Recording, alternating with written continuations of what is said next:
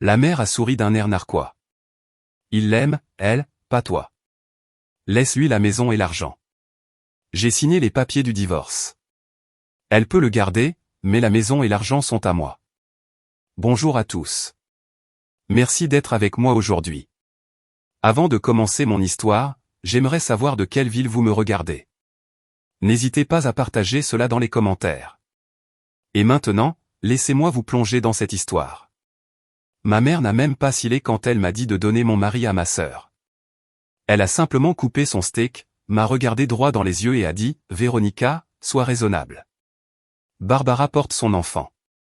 Il a plus besoin d'elle que de toi. » Je me suis figé.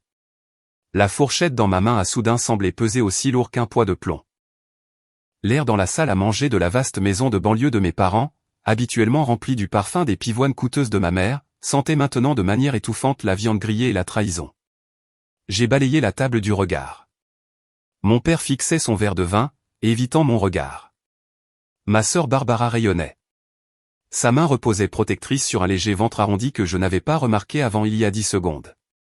Et Greg, mon mari depuis 10 ans, l'homme qui m'avait embrassé pour me dire au revoir ce matin-là en me disant qu'il m'aimait, tenait l'autre main de Barbara. Je suis désolé, elle chuchotait. Ma voix sonnait petite et pathétique. C'était la voix de la petite fille qui s'excusait autrefois simplement d'exister dans cette maison. Greg a fini par me regarder. Il n'y avait aucune culpabilité dans ses yeux, ils étaient remplis de défis. « Véronica, s'il te plaît, ne fais pas de scène, a-t-il dit, utilisant le ton condescendant que l'on emploie avec un enfant hystérique. Nous ne voulions pas te le dire comme ça, mais nous ne pouvions plus le cacher. Barbara est enceinte de 4 mois. Nous sommes amoureux. J'ai senti le sang quitter mon visage. 4 mois. Tu as couché avec ma sœur pendant 4 mois ou plus. Barbara est intervenue. Elle a souri d'un air narquois, ce petit pli cruel de ses lèvres que je connaissais si bien. Cela n'a pas d'importance, Véronica. La chronologie est hors de propos. Ce qui compte, c'est que nous sommes une famille maintenant. Une vraie famille. Quelque chose que tu ne pouvais manifestement pas lui donner. Le coup était précis. Un coup direct sur nos luttes contre l'infertilité. Les années de tests négatifs. Les nuits où j'avais pleuré dans les bras de Greg pendant qu'il murmurait que cela n'avait pas d'importance, que nous nous suffisions l'un à l'autre. Tout cela n'était qu'un mensonge. J'ai regardé ma mère, Cynthia. Sûrement, elle serait furieuse.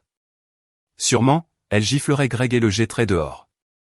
Mais elle a juste pris une gorgée de son vin. Véronica, regarde les faits. Tu es une femme de carrière, toujours en voyage, toujours obsédée par ton entreprise. Tu es forte. Tu peux survivre seule. Mais Barbe, elle est fragile. Elle a besoin d'un protecteur. Et ce bébé est mon petit enfant. Ma propre chair et mon sang. Je suis ta chair et ton sang, moi aussi, ai-je aboyé, ma voix montant. C'est mon mari. Techniquement, a grommelé mon père, Arthur. Il a finalement levé les yeux. Mais le mariage est effectivement terminé, n'est-ce pas? Vous vous êtes éloignés l'un de l'autre. Nous l'avons tous vu. Greg est heureux avec Barbara. Regarde-les.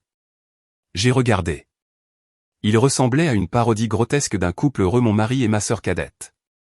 La nausée est montée en une vague puissante. Je me suis levé, ma chaise a raclé bruyamment le parquet. Assieds-toi, Véronica, a ordonné ma mère. Nous devons discuter des arrangements. Greg ne peut pas simplement emménager dans une location. Il a besoin de stabilité pour le bébé. Nous pensons qu'il est préférable que tu emménages dans l'appartement du centre-ville. Laisse la maison à Greg et Barbara. C'est un bon quartier et c'est proche de nous, donc nous pourrons aider avec le bébé. La mâchoire m'en est tombée. Vous voulez que je quitte ma propre maison? La maison que j'ai achetée? La maison pour laquelle je paie l'hypothèque? C'est aussi la maison de Greg, a dit ma mère avec dédain. Loi sur les biens communautaires. N'est-ce pas? Tout ce qui est acquis pendant le mariage est partagé à 50-50e.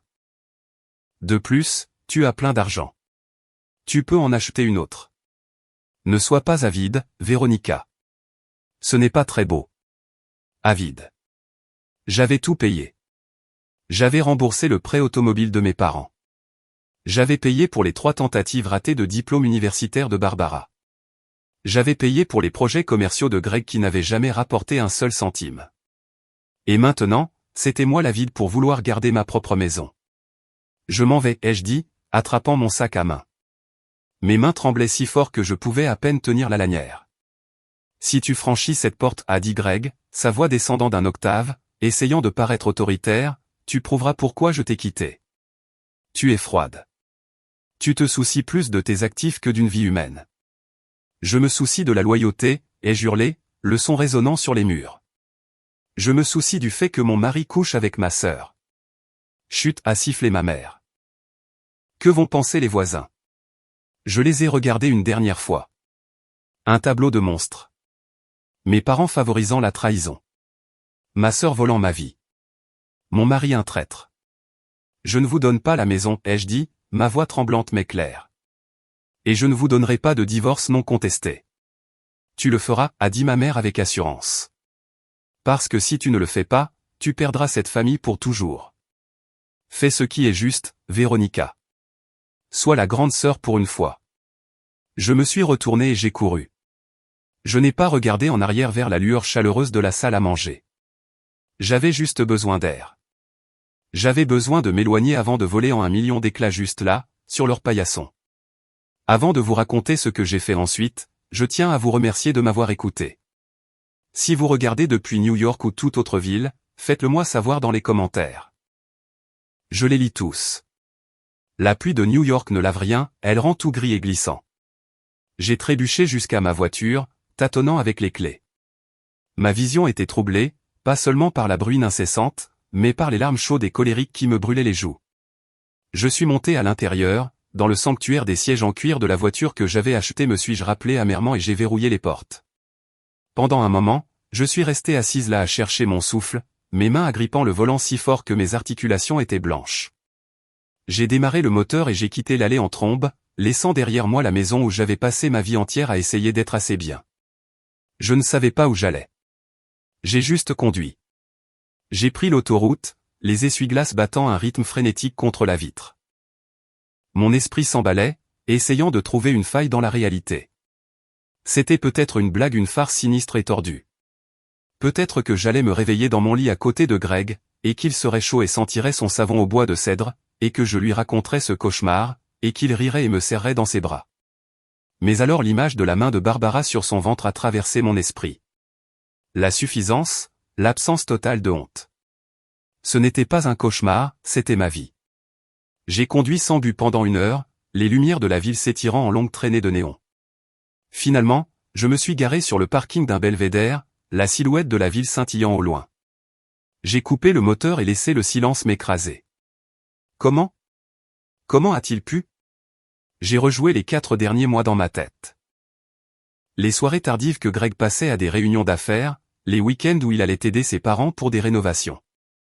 Il n'était pas chez ses parents. Il était chez moi. Il était avec elle. Ils étaient tous dans le coup. Chaque fois que je m'étais présenté pour le dîner du dimanche, il se moquait de moi dans mon dos.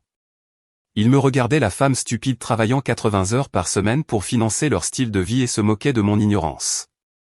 J'ai hurlé. C'était un son brut, primaire, qui s'est arraché de ma gorge. J'ai frappé le volant jusqu'à ce que mes paumes me brûlent. J'ai hurlé pour les 10 ans que j'avais gâchés. J'ai hurlé pour le bébé que je ne pouvais pas avoir et pour celui qu'elle portait. Puis le marchandage a commencé, le marchandage pathétique et désespéré d'une femme en état de choc. Peut-être que nous pouvons arranger ça, a murmuré une petite voix traîtresse dans ma tête. Peut-être si j'accepte un mariage libre. Peut-être si j'aide à élever le bébé. Non. J'ai regardé le siège passager. Il y avait un reçu froissé dans le porte-gobelet. Je l'ai ramassé. Il provenait d'une bijouterie datée d'il y a 2 semaines. Un bracelet à breloques. Je ne possédais pas de bracelet à breloques, Barbara, si. Je me souvenais avoir vu une nouvelle chaîne en argent à son poignet lors du dîner. Il lui avait acheté des bijoux avec mon argent. Le chagrin a commencé à se transformer en quelque chose de plus froid. Je me suis souvenu de ses vœux, pour le meilleur et pour le pire, dans la richesse et dans la pauvreté. Il aimait définitivement la partie dans la richesse. Quand nous nous sommes rencontrés, j'étais juste une jeune comptable et il était un agent immobilier prometteur. Nous étions égaux alors. Mais pendant que je gravissais les échelons de l'entreprise, prenant des cours du soir, obtenant des certifications, poussant pour devenir directrice financière, lui stagnait. Et au lieu d'être fier, il est devenu rancunier. Tu me castres, avait-il dit une fois lors d'une dispute sur l'argent. Tu me traites comme un employé. Je m'excusai alors. Le lendemain, je transférai $1000 sur son compte personnel pour qu'il les investisse dans son entreprise de conseil, juste pour apaiser son ego. J'avais acheté son amour encore et encore. Et mes parents. C'est ce qui faisait le plus mal. Sois la grande sœur. C'était le mantra de mon existence. Barb est sensible, Véronica. Barb a besoin d'aide, Véronica. Tu es la forte. Être forte n'était qu'un euphémisme pour être utilisé. Il ne m'aimait pas pour qui j'étais, il m'aimait pour ce que je fournissais. J'étais la mule de la famille, portant la charge lourde pour que Barb puisse gambader sans fardeau. J'ai regardé mon téléphone. 5 appels manqués de ma mère. Un SMS de Greg, arrête d'être dramatique. Reviens pour que nous puissions discuter d'un calendrier de déménagement. Un calendrier de déménagement ? Il planifiait déjà comment disposer mes meubles dans sa nouvelle vie. Je n'ai pas répondu. J'ai redémarré la voiture. Les larmes s'étaient arrêtées. Mes yeux étaient secs et irrités, et il y avait une douleur creuse dans ma poitrine qui, je le savais, resterait là pendant longtemps. Mais alors que je sortais du parking, le déni avait disparu. La réalité était une pierre froide et dure dans mon ventre. Il voulait une guerre. Il voulait ma maison. Il voulait mon argent. Il pensait que je plierais parce que je pliais toujours. Il pensait que j'étais faible parce que j'étais gentille. Je suis rentré chez moi non pas pour faire mes valises, mais pour sécuriser le périmètre. Je n'allais pas dans un appartement du centre-ville. J'allais dormir dans mon propre lit, même s'il sentait son odeur. Demain, je ne serai plus une fille ou une épouse. Demain, je serai une directrice financière, et j'étais sur le point de mener un audit de leur vie entière. Pour comprendre pourquoi je n'ai pas simplement renversé la table et brûlé la maison à ce moment-là, il faut comprendre la hiérarchie de la famille Miller. J'étais l'aîné, en bonne santé et robuste. Barbara est arrivée 8 ans plus tard, prématurée et chétive. Dès l'instant où elle est arrivée dans une couveuse, prenant des respirations superficielles, elle a été le soleil et j'ai été l'ombre. Cela a commencé petit. Fais du bruit, Véronica. Le bébé dort. Donne ce jouet à Barb. Elle pleure. Tu n'as pas besoin de nouvelles chaussures, Véronica. Barb a besoin de semelles orthopédiques. J'ai appris très tôt que mes besoins étaient secondaires. Mon rôle était de faciliter le bonheur de Barbara. Je me souviens de mes 16 ans. J'avais économisé tout l'été, faisant du babysitting et tondant des pelouses, pour acheter une voiture, une vieille berline délabrée. Mon père avait promis de doubler mes économies si j'obtenais d'excellentes notes. Je l'ai fait. J'ai fièrement présenté mon bulletin et mon bocal d'argent liquide. Mon père a regardé le bocal, puis ma mère. Véronica, ma chérie, a commencé ma mère de cette voix douce et pitoyable qu'elle utilisait. Nous avons une situation. Barb a besoin d'un appareil dentaire, du genre coûteux. Et il y a ce camp de danse qui arrive. Nous ne pouvons vraiment pas nous permettre de dépenser cet argent maintenant. Mais vous aviez promis, ai-je dit, la voix tremblante. Ne sois pas égoïste, a lancé mon père. Ta sœur a des problèmes d'estime de soi. L'appareil dentaire est une nécessité médicale. Tu peux prendre le bus. Ça forge le caractère. Alors, j'ai pris le bus. Barb a eu son appareil et son camp de danse. Elle a quitté le camp après 2 jours parce que c'était trop dur. Et l'argent avait disparu. Je n'ai jamais eu les fonds promis. J'ai acheté cette berline entièrement par mes propres moyens 2 ans plus tard. C'était le schéma. Je travaillais, Barbara recevait. Le pire incident, celui qui aurait dû m'avertir de ce dont elle était capable, s'est produit lors de mon bal de promo de terminale. J'avais acheté une magnifique robe vert émeraude. J'avais fait des doubles services dans un restaurant pour me l'offrir. Elle était accrochée dans mon placard, enveloppée dans du plastique, symbole d'une nuit où je pourrais être belle et spéciale. 2 jours avant le bal, je suis rentré à la maison pour trouver Barbara, qui avait 10 ans à l'époque, dans ma chambre. Elle portait ma robe. Elle traînait par terre, et elle avait pris une paire de ciseaux et massacré l'ourlet parce qu'elle était trop longue pour elle. Elle tournoyait, jouant à la princesse. « Qu'est-ce que tu fais » ai-je crié. Elle a trébuché. Les ciseaux ont déchiré une longue entaille en plein milieu du corsage. J'ai pleuré. Je suis littéralement tombé par terre et j'ai sangloté. Ma mère s'est précipitée. Quand elle a vu la robe ruinée et le visage coupable de Barbara, elle n'a pas grondé Barbara. Elle s'est tournée vers moi. « Véronica, tu n'aurais pas dû la laisser là où elle pouvait l'attraper. Ce n'est qu'une enfant. » Elle voulait ressembler à sa grande sœur. Elle l'a ruinée, ai-je hurlé. « Je ne peux pas la porter. »« On peut mettre des épingles, » a dit ma mère avec dédain. « Arrête de surréagir. Tu fais pleurer Barbe. » Et voilà. Barbara versait de fausses larmes de crocodile, et soudain j'étais la méchante. Je suis allé à mon bal dans une robe empruntée qui ne m'allait pas bien. Barbe a eu une glace pour apaiser son traumatisme causé par mes cris. Cette dynamique nous a suivis à l'âge adulte. Je suis allé dans une université d'État grâce à des bourses et des prêts. Barbe est allée dans une université privée aux frais de mes parents.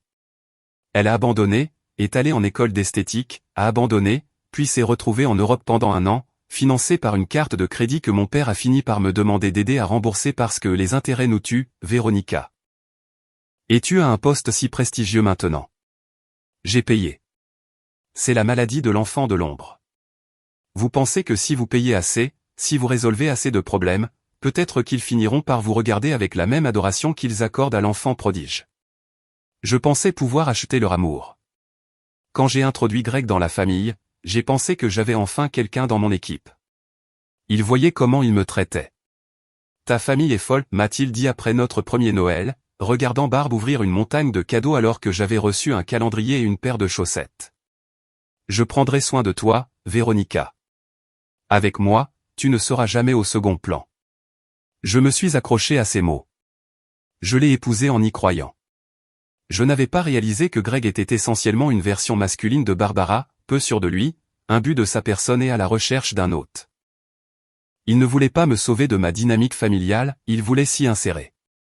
Il a vu à quel point j'étais généreuse, comment je jetais de l'argent sur les problèmes pour les faire disparaître, et il a compris qu'il avait touché le gros lot. Ainsi, quand ma mère a dit à cette table de dîner, sois la grande sœur, cela a déclenché 3 décennies de conditionnement, mais cela a aussi déclenché 3 décennies de rage refoulée. Je n'avais plus 16 ans. Je ne dépendais plus d'eux pour un abri ou pour de l'amour. J'étais directrice financière. Je gérais des millions de dollars. Je licenciais des gens incompétents pour gagner ma vie. Et alors que j'étais assise dans ma maison cette nuit-là, fixant le plafond, j'ai réalisé que ma famille était un mauvais investissement, un actif toxique, et qu'il était temps de liquider. Le lendemain matin, je me suis réveillé dans un lit froid et vide. Pendant une fraction de seconde, j'ai cherché Greg, une mémoire musculaire m'attendant à sa chaleur. Puis la réalité s'est abattue comme un coup physique. Il n'était pas là. Il était probablement avec elle. Je me suis extraite du lit et je suis entrée dans son bureau à domicile ou plutôt, sa salle de jeu que nous appelions un bureau pour préserver sa dignité. Quand j'ai rencontré Greg, il était agent immobilier. Pas le plus performant, mais il avait du charme. Il avait du potentiel. J'étais attiré par sa nature facile à vivre, qui équilibrait mon intensité. C'était lui le rêveur. Cela semblait être une bonne association. Mais alors que ma carrière décollait, la sienne stagnait. Je suis devenu associé dans mon cabinet, le marché s'est effondré et il n'a pas vendu une seule maison pendant 1 an. Ce n'est pas grave, lui avais-je dit. Je gagne assez pour nous deux. Fais une pause. Découvre ce que tu veux vraiment faire. C'était mon erreur. Je lui ai donné un coussin et il a décidé de faire une sieste de 5 ans dessus. Il s'est rebaptisé consultant en affaires. C'était un titre vague qui signifiait qu'il passait toute la journée sur LinkedIn et les forums, rencontrant occasionnellement un copain pour déjeuner et travailler sur des idées qui ne se concrétisaient jamais. Il a cessé de contribuer à l'hypothèque. Puis il a cessé de payer les factures de services publics. Puis il a cessé d'acheter des provisions. Lentement, insidieusement, je suis devenue l'unique pourvoyeuse. L'argent ne me dérangeait pas au début, je l'aimais mais son attitude me dérangeait. Moins il gagnait, plus il devenait arrogant. C'était un mécanisme de défense. Je savais qu'il se sentait petit, alors il devait agir comme un grand. Il a commencé à critiquer mes dépenses. As-tu vraiment besoin d'un autre costume de créateur, Véronica, me demandait-il tout en portant la montre à $5000 que je lui avais achetée. Tu es tellement matérialiste. Tu travailles trop. Tu perds le contact avec ce qui est important. Ce qui était important, apparemment, c'était lui.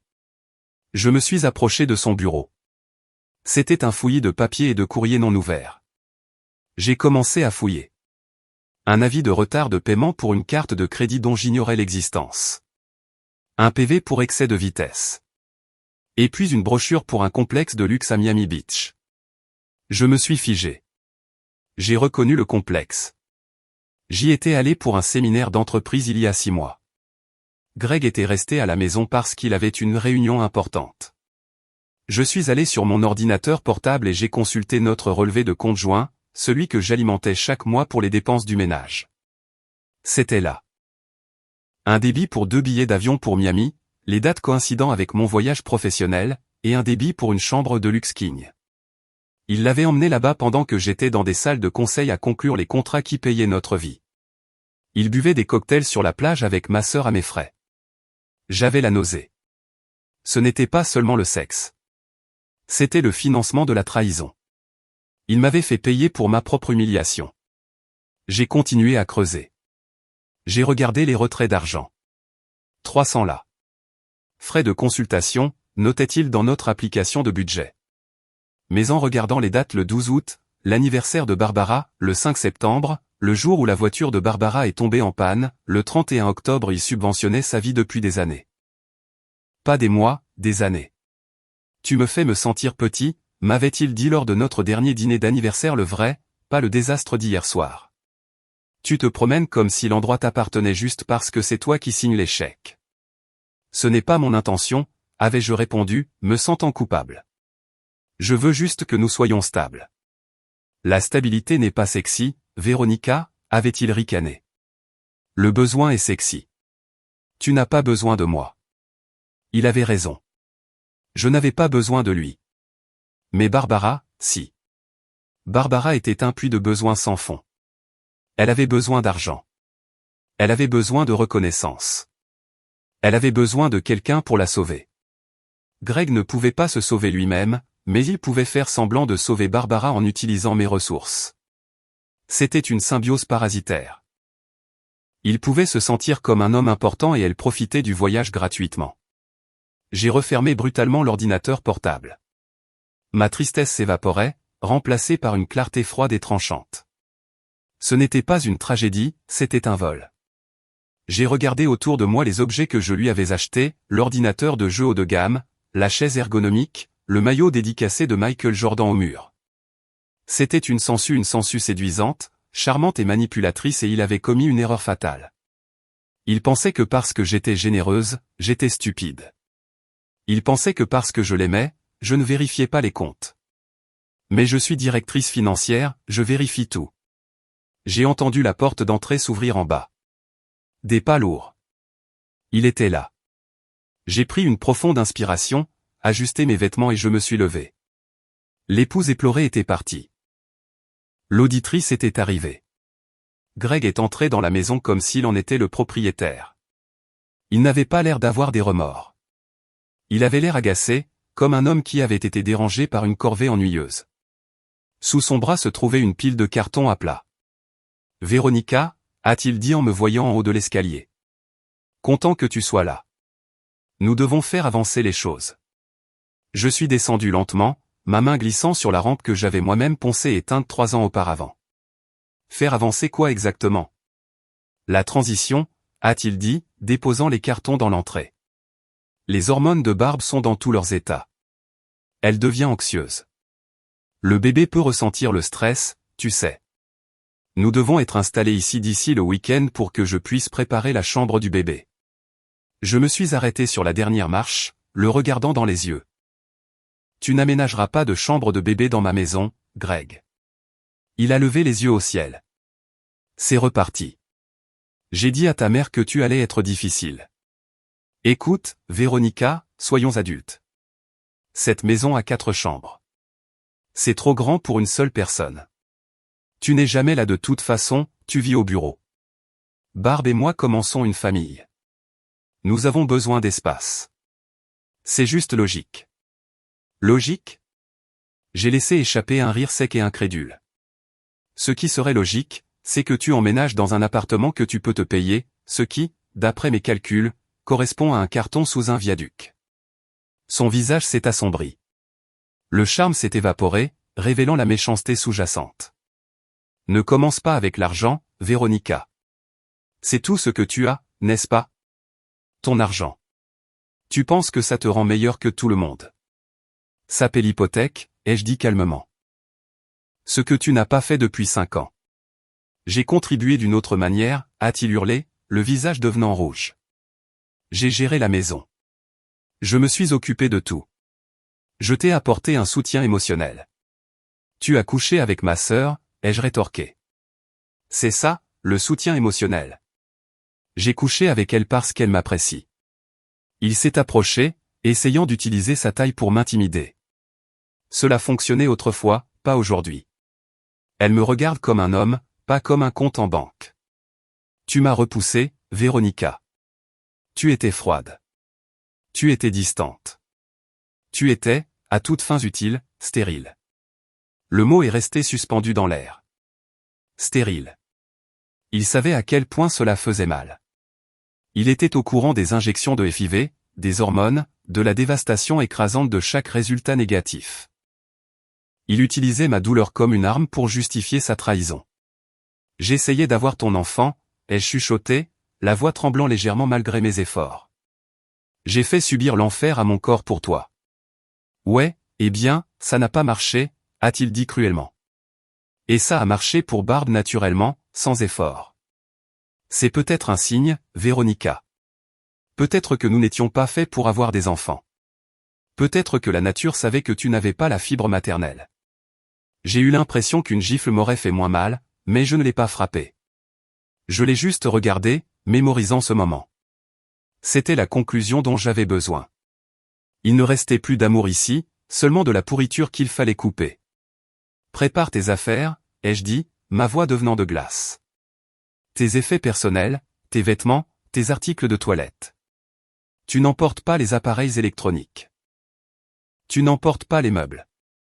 Et tu ne prendras certainement pas la voiture. Tu rigoles ou quoi, a-t-il ricané. C'est un bien matrimonial. J'en ai parlé à un ami avocat. La moitié de tout m'appartient, y compris cette maison. Mes économies pour la retraite enfin, les tiennes, puisque nous sommes mariés, a-t-il souri avec suffisance. Alors, tu peux faire ça de la manière douce, me céder la maison dans le cadre du règlement, et je ne m'attaquerai pas à ton fonds de retraite. Ou nous pouvons aller au tribunal, et je prendrai aussi la moitié de tes précieuses actions de l'entreprise. À toi de choisir. Il pensait me tenir en échec et mat. Il pensait connaître la loi. Prépare tes vêtements, Greg, ai-je répété. Tu as 1 heure avant que je change les serrures. Tu ne peux pas changer les serrures. C'est le domicile conjugal. En fait, ai-je dit en regardant ma montre. Je le peux. Mais vas-y, appelle la police. Je serais ravi de leur expliquer pourquoi mon mari essaie d'installer sa maîtresse enceinte ma sœur dans ma maison.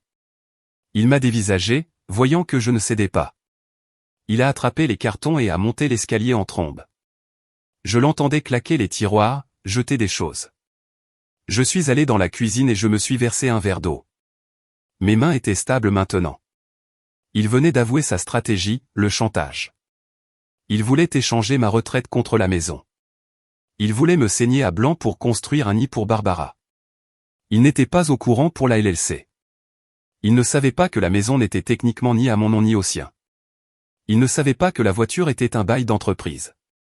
Il jouait aux dames, je jouais aux échecs en 4D. 20 minutes plus tard, je l'ai vu traîner 3 valises en bas. Il avait aussi pris la PlayStation. Je la lui ai laissée, c'était un petit prix à payer pour me débarrasser de lui. Tu auras des nouvelles de mon avocat, a-t-il craché en sortant. Ne pense pas que tu as gagné. Maman et papa sont de mon côté. Tout le monde est de mon côté. Tu vas finir comme une vieille harpie amère et solitaire avec rien d'autre que tes chats et tes tableaux Excel. Au revoir, Greg, ai-je dit. Il a claqué la porte si fort que les fenêtres en ont tremblé. Je me suis approché et j'ai verrouillé le pen dormant. Puis j'ai glissé la chaîne de sécurité. J'étais seul dans la grande maison silencieuse, mais pour la première fois depuis des années, elle ne semblait pas vide. Elle semblait propre. La paix fut cependant de courte durée. Greg ne s'est pas contenté de partir. Il est allé directement au centre de commandement la maison de mes parents et a activé le réseau de soutien. Les psychologues les appellent les « singes volants », les personnes qu'un narcissique manipule pour tourmenter sa victime. Ma famille était une armée de l'air entière. Cela a commencé par une alerte sur mon téléphone environ 10 minutes après le départ de Greg. Puis une autre, puis un déluge. Tante Lydia, Véronica, j'ai appris ce qui s'est passé. Je suis tellement déçu par toi, mettre à la rue le père d'une femme enceinte. Où est ta conscience? Cousin Mike, mec, donne juste la maison à Greg. Tu es riche. Ne sois pas une idiote. Même ma grand-mère, qui pouvait à peine envoyer des messages, la famille est de la famille. Honte à toi, Véronica. Leur narration était parfaitement alignée. Dans leur version, j'étais l'épouse riche et vindicative punissant 2 amants maudits. Personne ne mentionnait l'adultère. Personne ne mentionnait la trahison de ma sœur. Tout était centré sur le bébé innocent et mon égoïsme. Puis l'email est arrivé. L'objet était simplement la solution. Il venait de mon père, avec ma mère, Greg et Barbara en copie. Je me suis assise à la table de ma cuisine et je l'ai ouvert. Véronica, nous sommes horrifiés par ton comportement aujourd'hui. Mettre Greg dehors alors qu'il essayait d'être civilisé était injustifié. Nous devons régler cette affaire en privé sans avocats coûteux qui ne feront que vider les ressources de la famille. Voici la proposition sur laquelle nous nous sommes mis d'accord en tant que famille. 1. Tu signeras immédiatement l'acte de propriété de la maison sur Maple Street à Greg et Barbara. Cela apportera de la stabilité à ton futur neveu et nièce. 2. Tu verseras une pension alimentaire à Greg pour une période de 5 ans, étant donné qu'il a sacrifié sa carrière pour soutenir la tienne. J'ai ri tout haut à celui-là. Sacrifier quoi? Son meilleur score dans Call of Duty? 3. Tu verseras une somme forfaitaire de $5000 pour la détresse émotionnelle causée à Barbara pendant cette transition. 4. Tu accepteras un divorce rapide et sans faute. En retour, Greg acceptera de ne pas poursuivre sa réclamation légale sur 50% de tes actions actuelles de la société. C'est une offre généreuse, Véronica. Si tu refuses, nous soutiendrons Greg dans une bataille juridique à grande échelle. Nous témoignerons que tu étais émotionnellement abusive et négligente. De plus, n'oublie pas que tu as une responsabilité envers cet enfant. Ne punis pas un bébé innocent pour ta jalousie. Avec amour, papa. Je fixais l'écran, ma vue se brouillant de rage. Il voulait que je paie Barbara pour détresse émotionnelle. Il voulait que je paie une pension alimentaire à l'homme qui me volait. Et la menace qu'il témoignerait contre moi, mes propres parents étaient prêts à commettre un parjure pour me détruire juste pour soutenir Barbara. C'était d'une audace époustouflante. Il comptait sur ma culpabilité. Il comptait sur toute une vie passée à essayer de leur plaire. Il pensait que s'il poussait assez fort, l'ancienne Véronica, la sœur de l'ombre, craquerait juste pour faire cesser les cris. J'ai commencé à taper une réponse furieuse, « Êtes-vous fou? Il m'a trompé. C'est ma sœur. » Mais mon doigt a hésité au-dessus du bouton d'envoi. Non. C'est ce qu'il voulait. Il voulait une réaction émotionnelle. Il voulait que je m'engage, que je discute, que je supplie. Si je discute, je négocie, et on ne négocie pas avec des terroristes. J'ai supprimé le brouillon. Au lieu de cela, j'ai imprimé l'email. J'ai imprimé les messages textuels. Je suis allé dans mon bureau et j'ai imprimé les relevés bancaires montrant le vol de Greg. J'ai imprimé les reçus de cartes de crédit pour le voyage à Miami. J'ai créé un dossier physique. Je l'ai étiqueté « Guerre ». Mon téléphone a sonné. C'était ma mère. J'ai laissé passer sur la messagerie. Il a sonné de nouveau. Mon père. Messagerie. Puis le téléphone fixe a sonné. Ils étaient implacables. J'ai débranché le fixe. J'ai mis mon portable sur « Ne pas déranger », n'autorisant que les appels de mon cercle restreint, qui, malheureusement, était une liste très courte. J'ai ressenti une vague soudaine et écrasante d'isolement. J'avais perdu tout le monde, mon mari, ma sœur, mes parents, ma famille élargie. Même les voisins pourraient se retourner contre moi une fois que la machine à rumeurs serait lancée.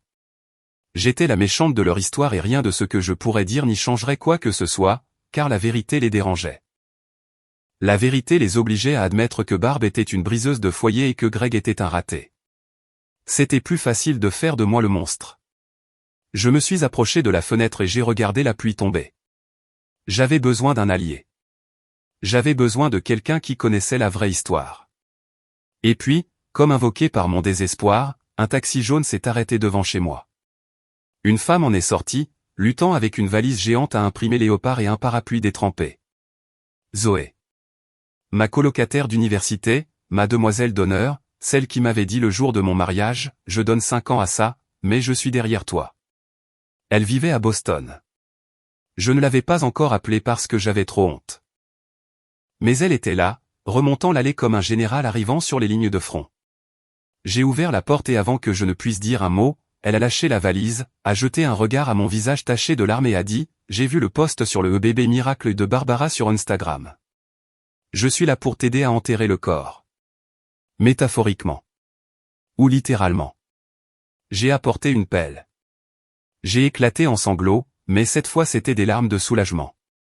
Zoé ne m'a pas fait un câlin doux, elle m'en a fait un féroce, comme si elle essayait de maintenir mes morceaux brisés ensemble par la seule force de sa volonté. Elle m'a entraîné dans le salon, a enlevé ses chaussures et a ouvert une bouteille de vin que je gardais pour une occasion spéciale. C'est une occasion spéciale, a-t-elle déclaré en versant 2 énormes verres. C'est le jour où tu t'es enfin réveillé. Nous nous sommes assises par terre et je lui ai tout raconté, le dîner, le voyage, les messages, l'email de mon père. Quand je lui ai montré l'email, Zoé n'est pas devenue triste, elle est devenue d'une colère incandescente. Elle faisait les 100 pas dans mon salon, gesticulant sauvagement avec son verre de vin. Détresse émotionnelle pour Barbara ? A-t-elle hurlé. Elle a couché avec ton mari.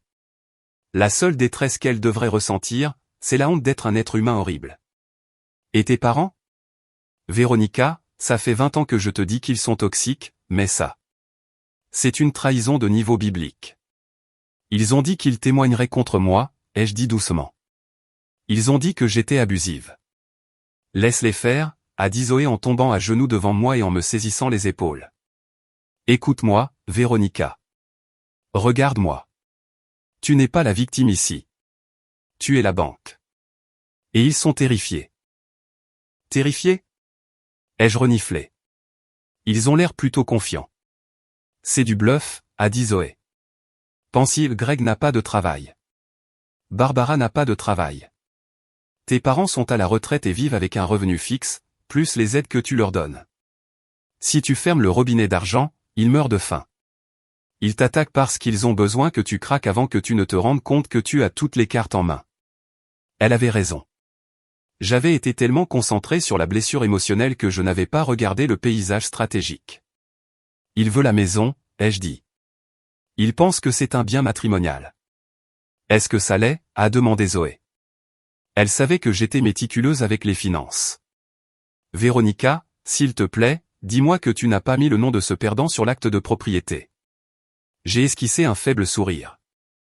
J'ai acheté la maison avant que nous soyons mariés. Elle est titrée au nom d'une LLC, Miller Holdings.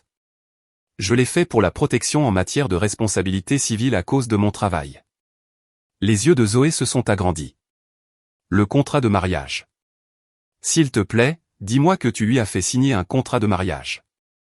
Je l'ai fait, ai-je dit. Mon patron de l'époque avait insisté.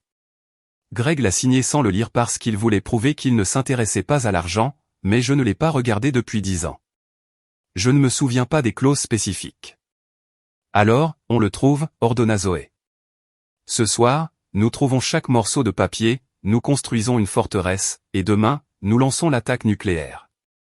Nous avons passé les 4 heures suivantes à retourner mon bureau à la maison.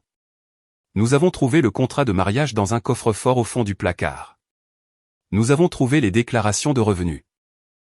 Nous avons trouvé les relevés de cartes de crédit que j'avais imprimés plus tôt. Pendant que nous travaillions, Zoé continuait de briser mes certitudes. Il t'a dit que tu étais stérile, a-t-elle demandé en triant des reçus.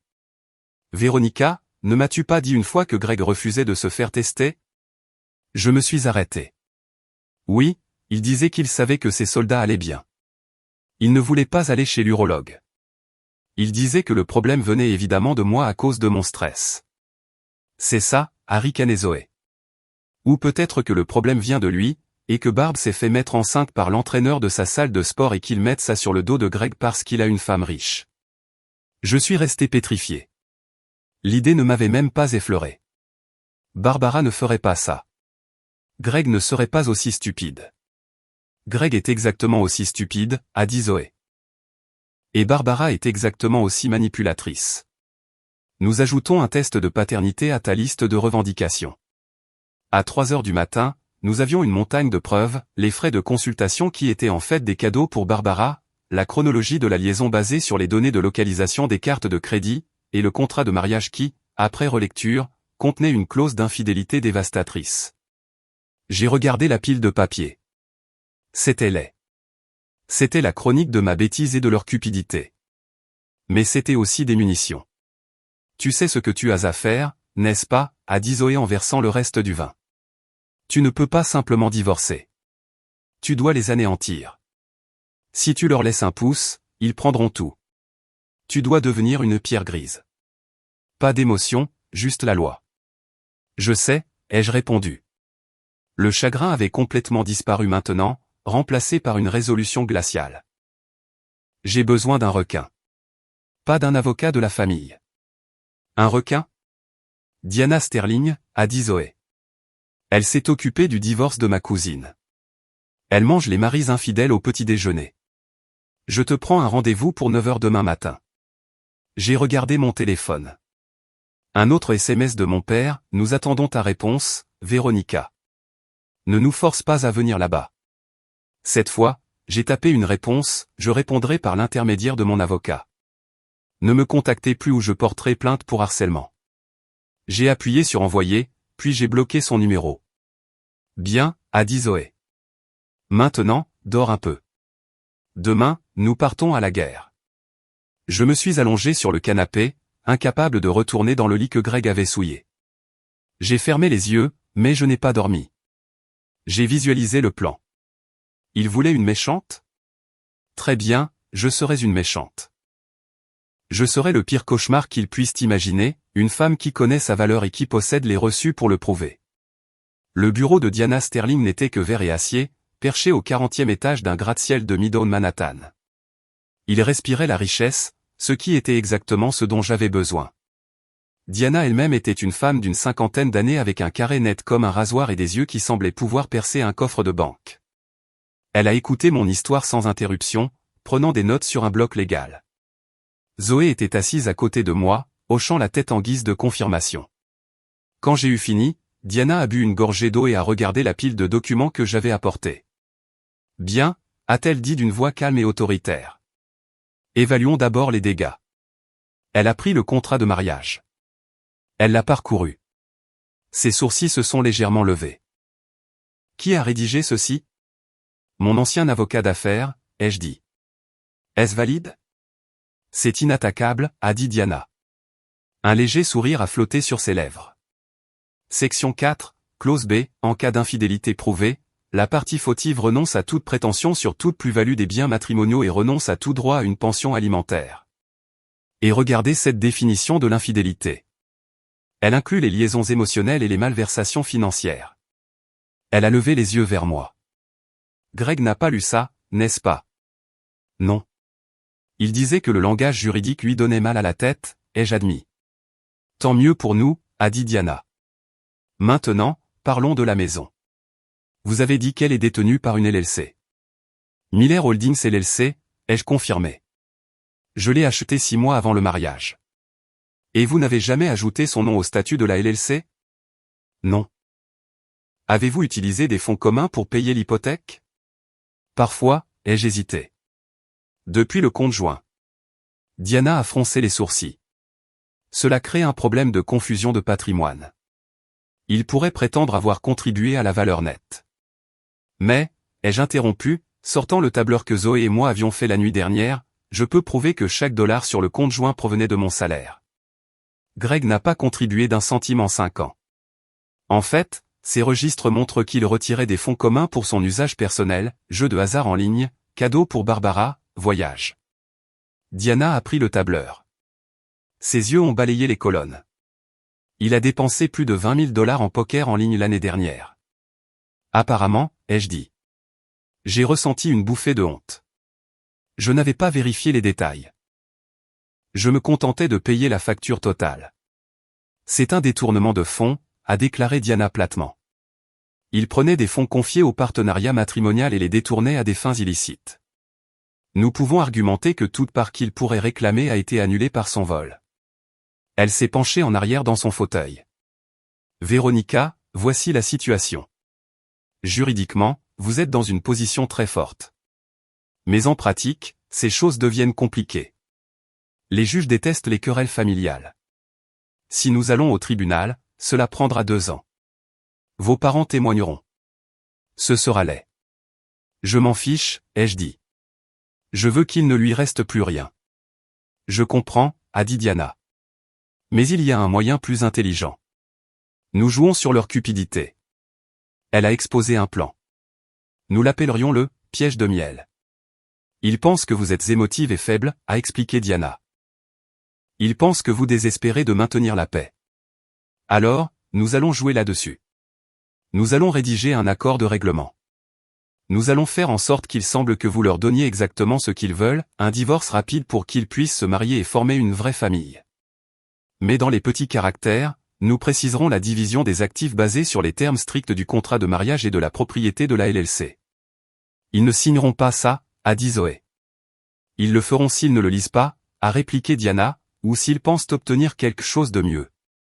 Nous allons le structurer de manière à ce que Greg renonce à ses droits sur la valeur potentielle de vos actions de l'entreprise qu'il pense énorme en échange de votre promesse de ne pas le poursuivre pour ses dettes de jeu et sa fraude. Mais je garde la maison, ai-je demandé. Absolument, a dit Diana. La maison reste à la LLC. L'accord stipulera que Greg quitte les lieux au moment du décret de divorce final, mais nous le formulerons pour que cela ressemble à une transition temporaire. Nous les laisserons croire qu'ils gagnent jusqu'à ce que l'encre soit sèche. C'est risqué, ai-je dit. Cela repose sur leur arrogance. D'accord, a dit Diana. Mais d'après ce que vous m'avez dit, Greg et votre sœur ne sont pas des gens soucieux du détail. Ce sont des opportunistes. Ils verront un divorce rapide et de renonciation aux poursuites et ils signeront. Je me suis souvenu du visage de Greg lorsqu'il avait quitté ma maison, tu n'es qu'une vieille sorcière aigrie avec tes tableurs. Il m'avait sous-estimé. Il l'avait toujours fait. Faisons-le, ai-je dit. Une dernière chose, a ajouté Diana. Nous devons sécuriser vos actifs immédiatement.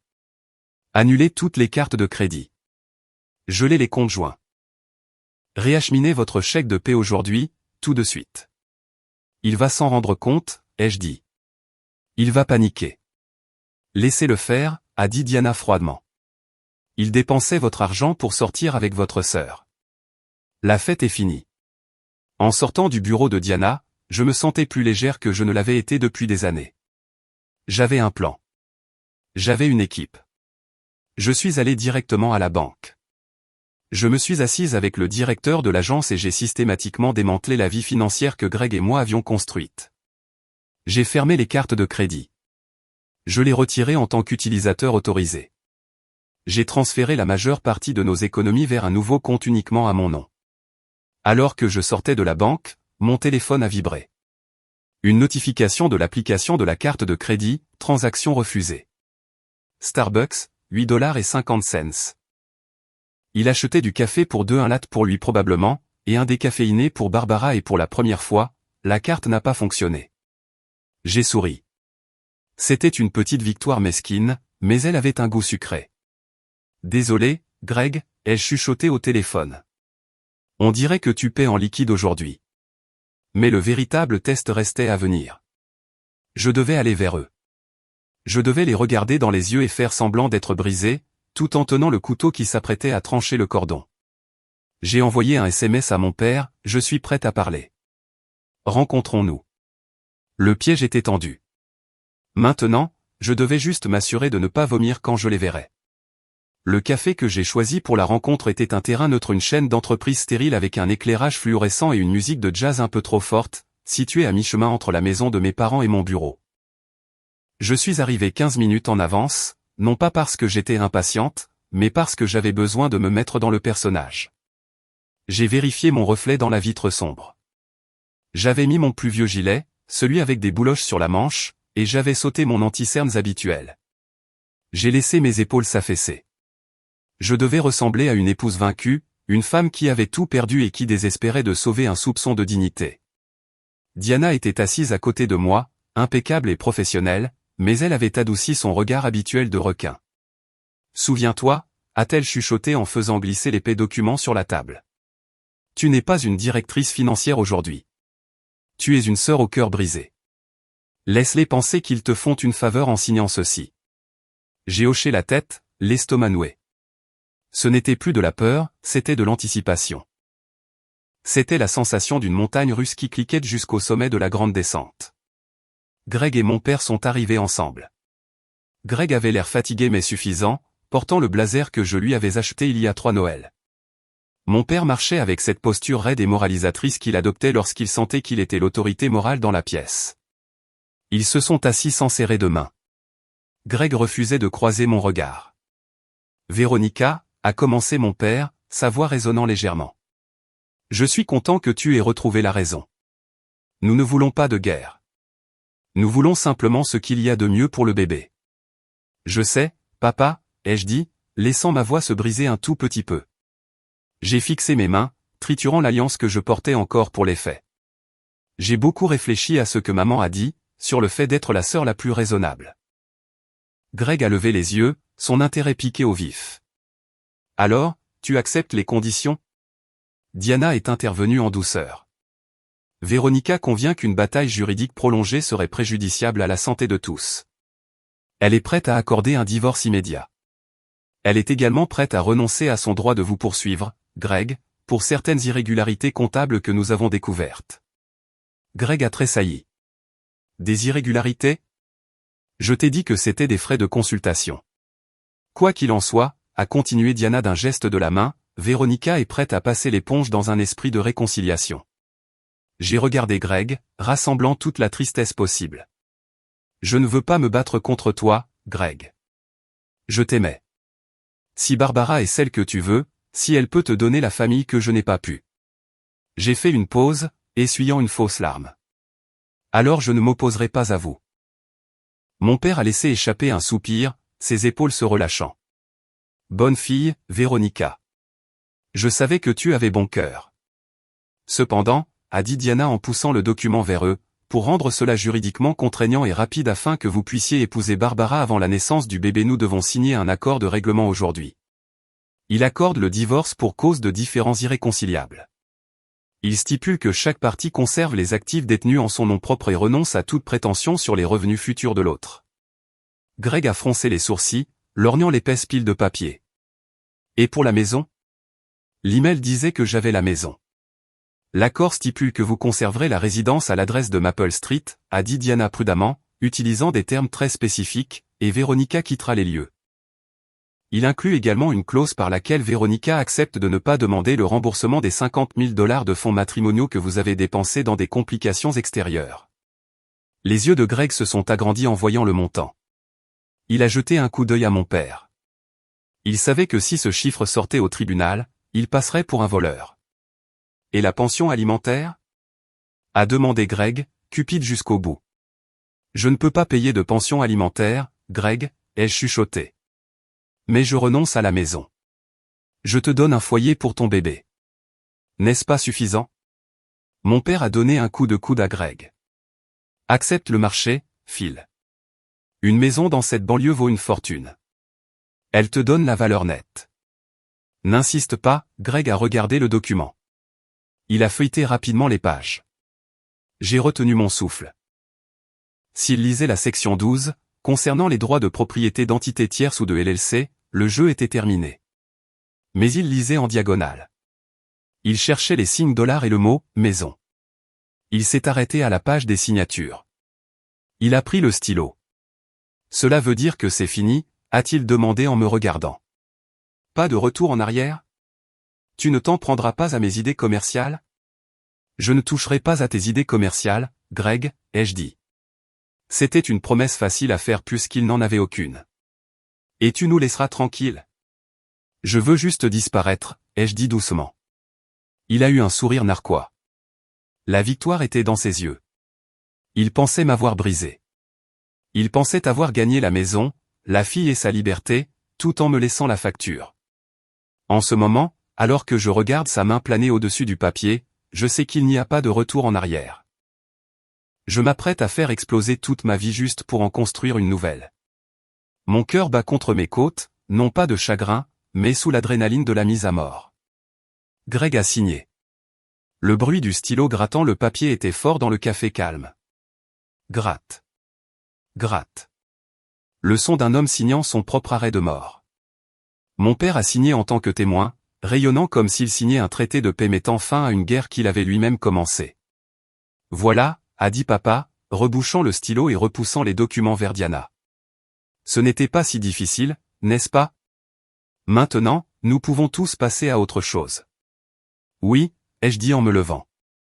Mes jambes me semblaient instables, mais je les ai forcées à tenir. Je passerai emballer le reste de mes affaires ce week-end. Vous pourrez avoir les clés lundi. Lundi, ça marche, a dit Greg, sortant déjà son téléphone, probablement pour envoyer la bonne nouvelle à Barbara par SMS. Assure-toi de laisser le lave-linge et le sèche-linge. Barb va avoir beaucoup de vêtements de bébé à laver. J'ai hoché la tête, me mordant l'intérieur de la joue si fort que j'ai senti le goût du sang. Bien sûr, le lave-linge et le sèche-linge restent. Je suis sorti du café avec Diana, conservant mon allure vaincue jusqu'à ce que nous soyons au coin de la rue et hors de vue. Dès que nous avons été à l'abri des regards, j'ai redressé ma colonne vertébrale et pris une profonde et pure inspiration de l'air humide de la ville. On l'a eu, ai-je demandé à Diana, d'une voix ferme. Diana a brandi le dossier. Un sourire malicieux s'est étendu sur son visage. On l'a eu. Il a renoncé à toute enquête supplémentaire. Il a renoncé à la pension alimentaire. Et plus important encore, il a signé une reconnaissance attestant que tous les actifs détenus par des entités juridiques tierces sont exclus du patrimoine matrimonial. Il pense que la maison est un bien matrimonial, ai-je dit, une bouffée de rire hystérique montant dans ma gorge. Il le pensait, a corrigé Diana.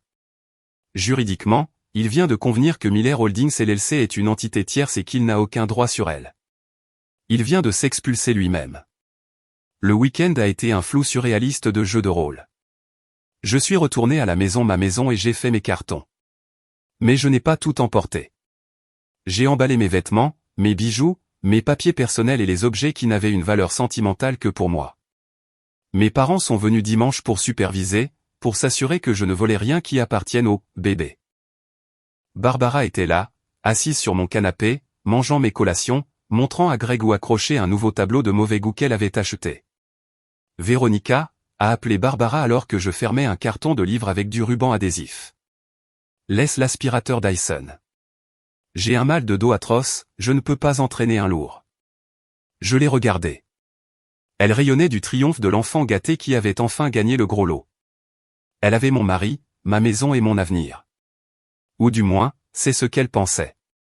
Bien sûr, Barbe, ai-je dit. Et la machine à expresso, a-t-elle ajouté. Greg dit que tu fais d'excellents lattes. Il faudra que j'apprenne. Laisse-la. Ma mère est entrée dans la pièce en secouant la tête. Tu vois, Véronica, ça fait du bien de donner, n'est-ce pas? Tu as tellement. Il est normal de partager avec ceux qui sont moins fortunés. C'est révélateur, ai-je dit.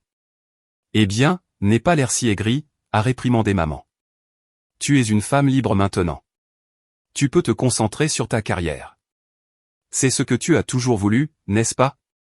Pas de mari pour qui cuisiner, pas d'enfant dont il faut se soucier, juste toi et ton argent.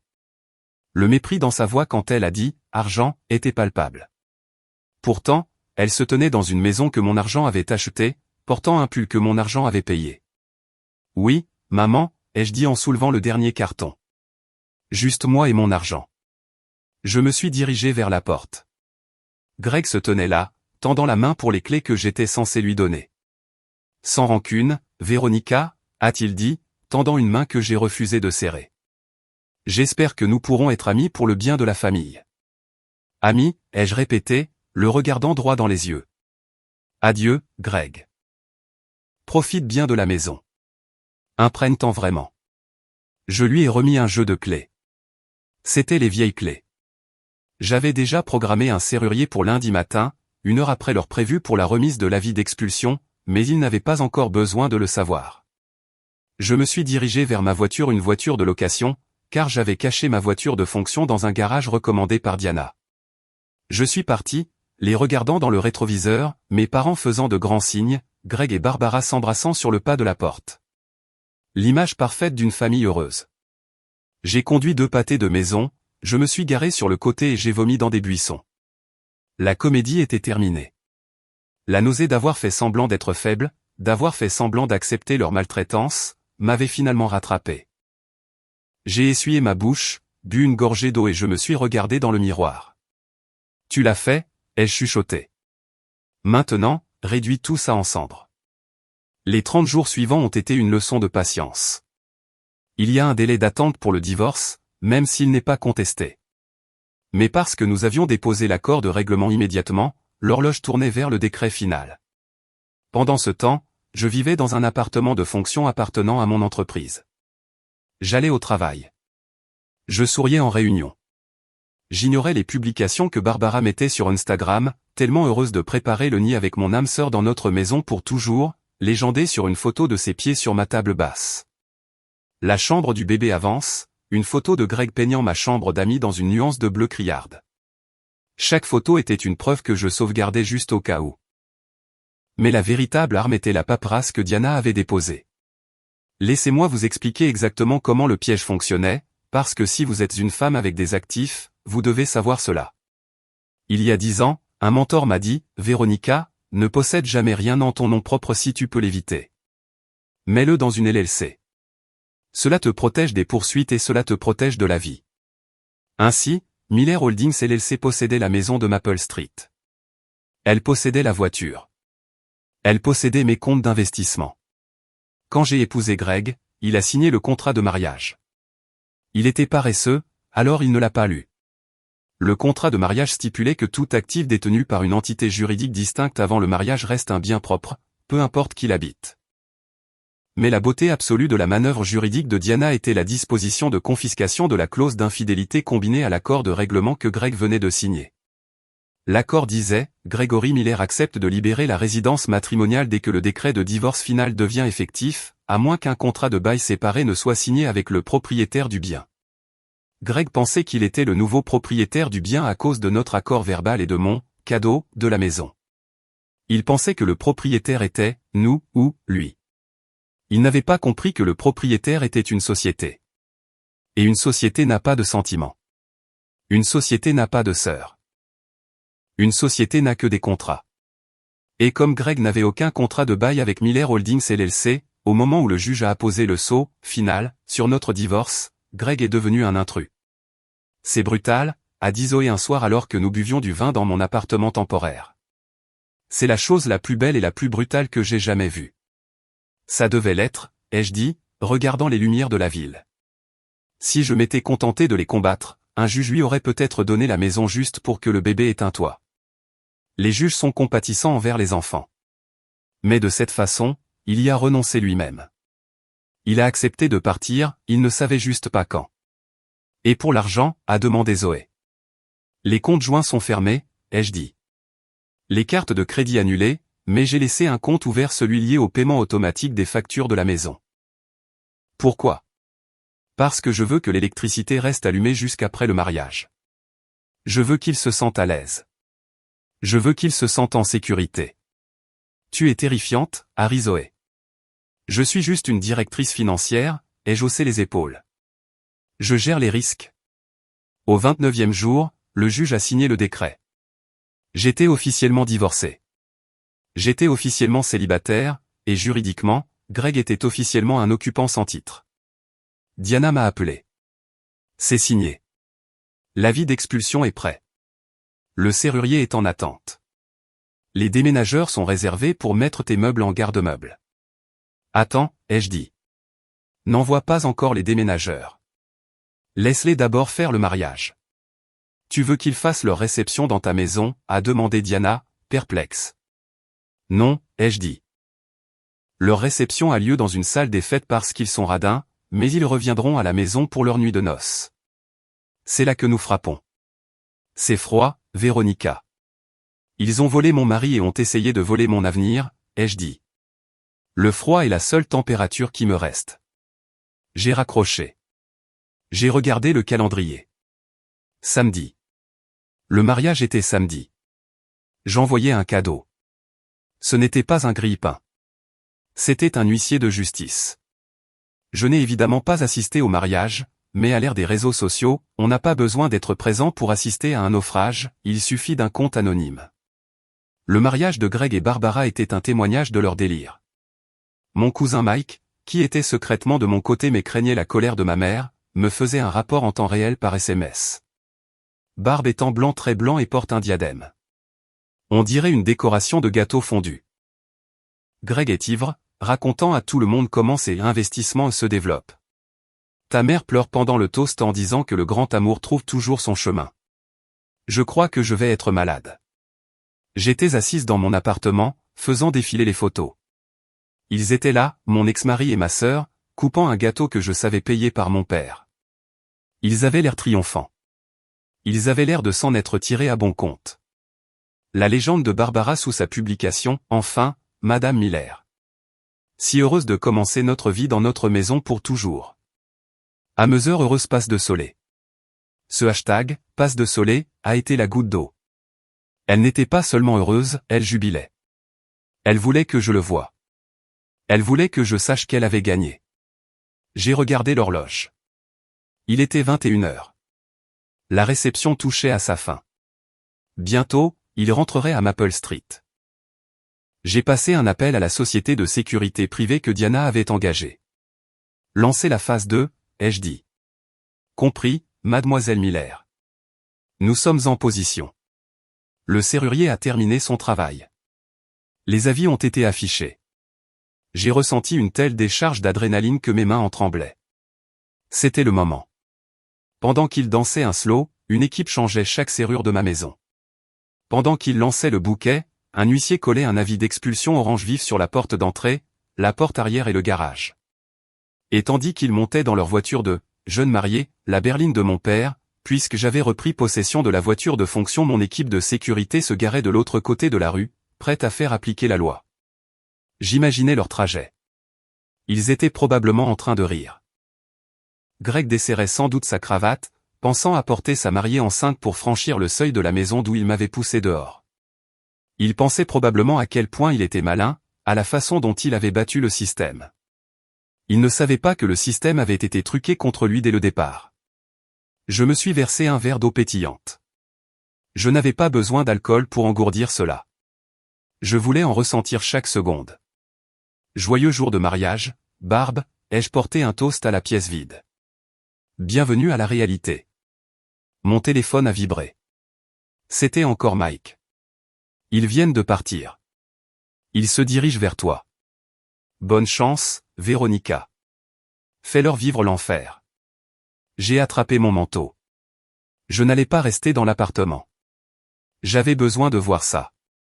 J'ai conduit jusqu'à mon ancien quartier et je me suis garé 3 maisons plus loin, caché dans l'ombre d'un grand chêne. J'observais la rue. C'était calme. La pluie s'était arrêtée, laissant le pavé luisant et noir. Ma maison était sombre. J'avais coupé l'électricité à distance via l'application de maison connectée 5 minutes auparavant. Des phares ont balayé la rue. La voiture s'est engagée dans l'allée. C'était eux. Le spectacle allait commencer. La scène s'est déroulée avec une précision cinématographique. La portière de Greg s'est ouverte et il est sorti en trébuchant, toujours dans son smoking, l'air un peu instable. Il a fait le tour pour ouvrir la porte à Barbara. Elle a émergé, sa robe blanche traînant sur le pavé mouillé, se tenant le ventre de manière théâtrale. Ils ont remonté l'allée vers le porche. J'ai baissé ma vitre d'1 pouce, juste assez pour entendre. Pourquoi les lumières sont-elles éteintes, c'est plein de Barbara, la voix criarde dans l'air nocturne. Je t'avais dit de laisser la lumière du porche allumée. Je l'ai fait, a marmonné Greg. L'ampoule a dû griller. Détends-toi, bébé, on est à la maison. Il a fouillé dans sa poche pour chercher les clés. Les clés que je lui avais données. Les anciennes clés. Il a glissé la clé dans la serrure. Il a tourné. Rien. Il l'a secouée, l'a ressortie, l'a essuyée sur son pantalon et a réessayé. Il a mis son épaule contre la porte. Elle n'a pas bougé. Qu'est-ce qui ne va pas chez toi, a lancé Barbara. Ouvre la porte. Je dois aller aux toilettes. C'est coincé, a grogné Greg. Ça doit être l'humidité. Il a réessayé, tournant plus fort. Merde, a crié Greg, en donnant un coup de pied dans la porte. C'est alors que les projecteurs à détecteur de mouvement que j'avais activés à distance se sont soudainement allumés, les baignant d'une lumière blanche aveuglante. Et c'est là qu'ils l'ont vu, le morceau de papier orange vif scotché directement à hauteur d'yeux. Un avis d'expulsion et un avertissement pour violation de propriété. Greg l'a arraché de la porte, plissant les yeux pour le lire. C'est quoi ça, a demandé Barbara, regardant par-dessus son épaule. Ça dit que nous sommes en violation de propriété, a bégayé Greg. Miller Holdings LLC. Véronica, a-t-il hurlé. Véronica. Il s'est retourné, scrutant l'obscurité, cherchant la bagarre. Je sais que c'est toi. C'est ma maison. Tu ne peux pas me mettre dehors. Il a ramassé une pierre décorative du jardin et s'est dirigé vers la fenêtre du salon. Ne fais pas ça, Greg, ai-je chuchoté pour moi-même. Avant qu'il ne puisse la lancer, la berline banalisée de l'autre côté de la rue s'est illuminée de gyrophares rouges et bleus. 2 agents de sécurité privés en uniforme, mais disposant d'un pouvoir d'arrestation, sont sortis de la voiture. Posez cette pierre, monsieur, a ordonné l'un d'eux, la main sur son arme de service. Greg s'est figé. Officier, Dieu merci. Mon ex-femme, elle nous a enfermés dehors. C'est ma maison. J'ai ma femme enceinte ici. Vous devez nous laisser entrer. L'officier a remonté l'allée, calme et imposant. Monsieur, éloignez-vous de la porte. Puis-je voir votre pièce d'identité? Greg a fouillé son portefeuille. J'habite ici, au 42 Maple Street. Vérifiez vos dossiers. L'officier a regardé l'identité, puis la tablette qu'il tenait. J'ai ici un acte de propriété indiquant que le propriétaire est Miller Holdings LLC, et j'ai une ordonnance du tribunal signée d'hier stipulant qu'un certain monsieur Gregory Miller a accepté de quitter les lieux immédiatement après le divorce. C'était une formalité, a hurlé Greg, postillonnant. Nous avions un accord verbal. Elle me l'a donné. Un accord verbal ne prévaut pas sur une décision de justice, monsieur, a déclaré l'officier. Et puisque vous n'êtes plus résident et que vous venez de tenter de briser une fenêtre, vous êtes actuellement en violation de propriété. Vous devez partir. Partir, a hurlé Barbara. Partir où? Nous habitons ici. Toutes nos affaires sont à l'intérieur. Le berceau de mon bébé est là-dedans. Vos biens personnels ont été emballés et transférés dans un garde-meuble, a lu l'officier sur sa tablette. Voici l'adresse et la clé du box. Il a tendu une petite clé en cuivre à Greg. Tu as emballé mes affaires? Barbara avait l'air horrifiée. Vous avez touché à mes sous-vêtements? C'est illégal. J'appelle mon père. Vous pouvez appeler qui vous voulez, a dit l'officier. Mais vous ne pouvez pas rester ici. Si vous n'êtes pas dans votre voiture et parti d'ici 3 minutes, je vous arrêterai pour violation de propriété et tentative de vandalisme. Greg a regardé la maison. Il a regardé l'autocollant orange. Il a regardé la clé inutile dans sa main. La réalité perçait enfin à travers l'alcool et l'arrogance. Il ne possédait rien. Il était un invité qui avait abusé de son accueil. Véronica, a-t-il hurlé à nouveau dans la nuit, fixant le chêne où je me cachais, bien qu'il ne pût me voir. Tu as planifié ça? Tu nous as laissé organiser un mariage en sachant que tu allais faire ça? J'ai souri. Oui, je l'avais fait. Monsieur, dernier avertissement, a dit l'officier, s'approchant. Dans la voiture, maintenant. Barbara s'est mise à sangloter. C'était un gémissement fort et laid. Ma nuit de noces. Tu as gâché ma nuit de noces. Greg l'a poussé vers la voiture. Tais-toi, Barbe. Monte dans la voiture, c'est tout. Ne me pousse pas, a-t-elle crié en retour. C'est ta faute. Tu avais dit que tu gérais. Tu avais dit que c'était une proie facile. Elle m'a piégé. Ils se sont hurlés dessus en s'engouffrant dans la berline de mon père. Greg a claqué la portière, a fait marche arrière pour sortir de l'allée et a démarré en trombe, les pneus crissant sur l'asphalte mouillé. Les officiers les ont regardés partir, puis ont éteint leurs gyrophares et ont repris leur poste. Le silence est retombé sur Maple Street. Je me suis adossé à mon siège, le cœur battant, mais mon âme chantait. Ils étaient sans abri pour leur nuit de noces. Mais je n'en avais pas encore fini. La maison n'était que l'abri. Maintenant, je devais supprimer la nourriture. La phase suivante de mon plan reposait sur le fait que Greg et Barbara étaient des créatures d'habitude et de privilèges. Je savais exactement où ils iraient. Il n'y avait qu'un seul hôtel de luxe en ville qu'ils jugeaient digne d'eux, le Ritz-Carlton. J'y suis allé en gardant une distance de sécurité. Effectivement, la voiture de mon père était garée devant.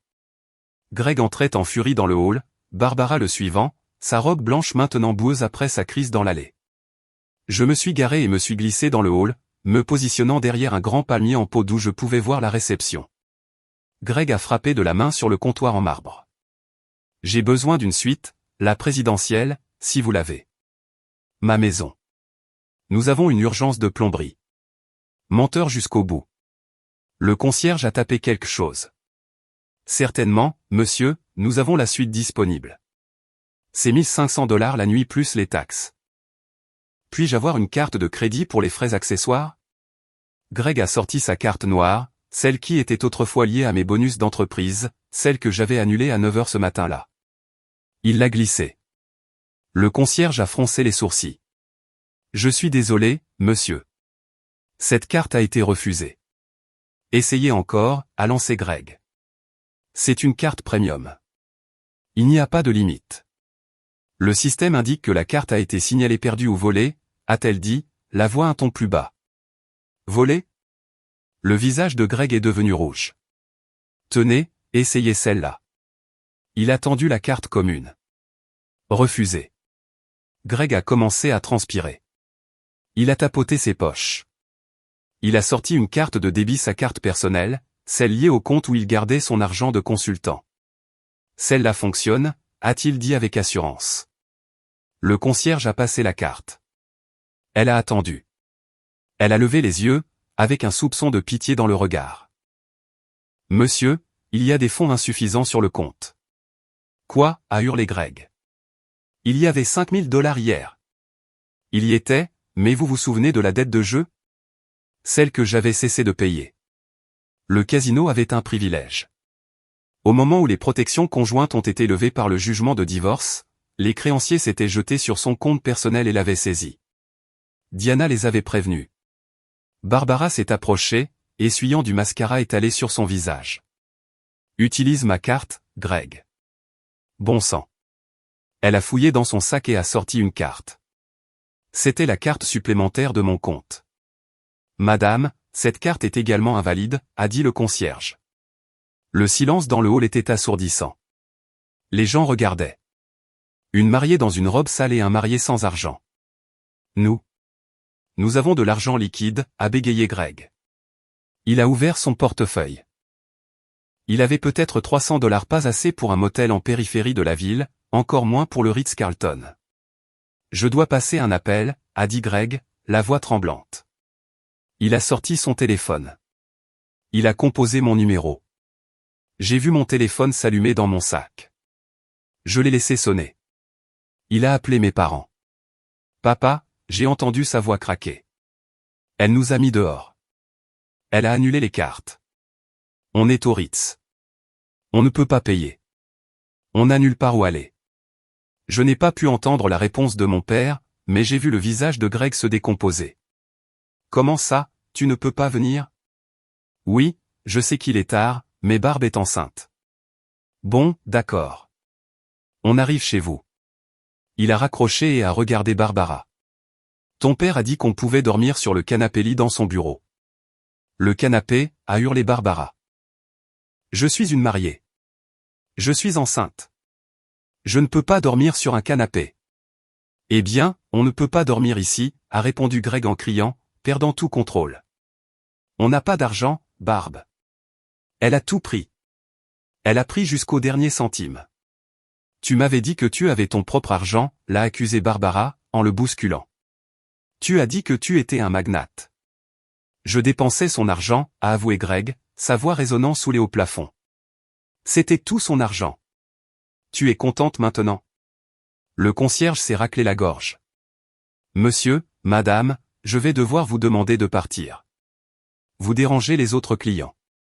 Ils sont sortis de l'hôtel La Marche de la Honte pour clore toutes les marches de la honte. Pas de suite de luxe, pas de champagne, juste un trajet glacial pour retourner chez mes parents et dormir sur un canapé bosselé dans une pièce qui sentait les vieux journaux. Je me suis approché du bar du hall. Champagne, ai-je dit au barman. La coupe la plus chère que vous ayez. Vous fêtez quelque chose, a-t-il demandé. La liberté, ai-je dit. Et la justice. Lundi matin. Je suis entré dans mon immeuble de bureau avec l'impression de marcher sur un nuage. Les gardes de sécurité m'ont salué d'un signe de tête. Mon assistante, ignorant le drame du week-end, m'a tendu mon café. Vous avez un emploi du temps chargé, a-t-elle dit. Et votre famille est dans le hall. Ils exigent de vous voir. Envoyez-les dans la salle de conférence B, ai-je dit calmement. Et j'ai appelé Diana. Dis-lui d'apporter le dossier. Oh, et demande à monsieur Henderson du service juridique de nous rejoindre. J'ai retouché mon maquillage. Un trait d'eyeliner net, du rouge à lèvres rouges, un tailleur puissant. Je n'étais plus Véronica la victime. J'étais la maîtresse de mon propre univers. Je suis entré dans la salle de conférence B. Ils étaient tous là. Ma mère avait l'air épuisée. Mon père furieux.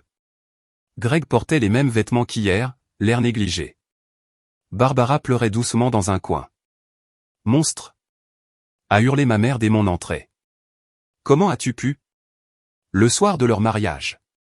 Je me suis assise en bout de table. Asseyez-vous, s'il vous plaît. Nous avons des affaires à discuter. Des affaires? Greg a frappé du poing sur la table. Tu as volé ma maison. Tu as volé mon argent. J'ai récupéré mon bien, ai-je corrigé, et j'ai cessé de subventionner votre fraude.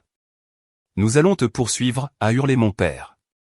Nous dirons à tout le monde ce que tu as fait. Leur dire quoi, ai-je demandé. Que j'ai expulsé mon ex-mari d'une maison qui ne lui appartenait pas. Que j'ai arrêté de payer pour ma sœur adulte. Allez-y. Mais avant de le faire, vous devriez peut-être jeter un œil à ceci. Diana est entrée, suivie de notre conseiller juridique. Elle a posé un classeur épais sur la table. Ceci, ai-je dit en tapotant le classeur, est un audit financier des 5 dernières années. Greg, tu as détourné plus de 100 000 $ de nos comptes joints pour des jeux d'argent et des cadeaux non autorisés. C'est un délit pénal. Greg est devenu livide. Et Barbara, j'ai regardé ma sœur, voici les reçus pour les bijoux, les voyages, les vêtements tous payés avec de l'argent volé. Aux yeux de la loi, cela fait de toi une complice de fraude. Recel de biens volés. Barbara a cessé de pleurer. Je ne savais pas, l'ignorance n'est pas une défense, a dit Diana d'un ton sec. Maintenant, ai-je continué en me levant. Voici mon offre. Je ne porterai pas de plainte pénale contre Greg. Je ne poursuivrai pas Barbara pour la restitution des actifs. Je ne vous poursuivrai pas, maman et papa, pour l'argent que je vous ai prêté au fil des ans et que vous avez, oublié, de rembourser. Mes parents se sont recroquevillés sur leur siège. En échange, ai-je dit, vous signerez tous un accord de non-divulgation. Vous ne me contacterez plus jamais. Vous ne viendrez jamais à mon bureau. Vous ne viendrez jamais chez moi. Et toi, j'ai pointé Greg du doigt, tu reconnaîtras que la dette que tu dois au casino et au fisc est ta dette seule. Le fisc, a couiné Greg. Oh, oui. J'ai souri.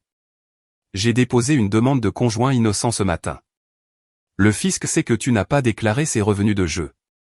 Ils te contacteront. Greg a pris sa tête entre ses mains. Il était fini. Tu nous détruis, a chuchoté ma mère. Nous sommes une famille. Non, ai-je dit, la voix dure comme l'acier.